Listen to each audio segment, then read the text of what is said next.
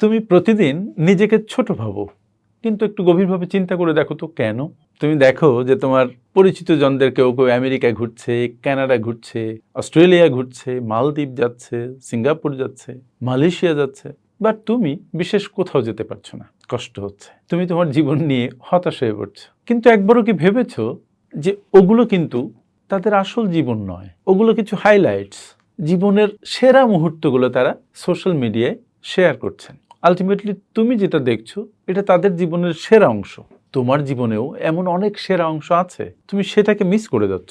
আমি বলি কি, তুমি তোমার জীবনকে অন্য কারোর এডিটেড যে জীবন, এডিটেড যে স্টোরি, সবচেয়ে উচ্ছ্বসিত এবং আনন্দদায়ক যে মুহূর্ত, তার সাথে তুলনা করো না, করে কষ্ট পেও না।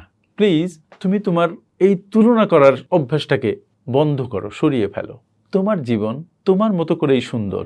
তোমার জীবন দেখেও অনেকে ঈর্ষা করছে, অনেকে তাদের সাথে তুলনা করছে, তারাও দুঃখিত হচ্ছে। সো তুমি এই তুলনা বাদ দিয়ে নিজের দাম নিজে ঠিক করো, নিজের প্রশান্তি নিজে খুঁজো। অন্যের শান্তি দেখে নিজের অশান্তি ডেকে এনো না। এবার তুমি যদি সোশ্যাল মিডিয়ায় অন্য কারো কোনো অ্যাক্টিভিটি থেকে হতাশ হও বা হতাশ হও কিনা, কমেন্টে একটু জানাও। Thank you.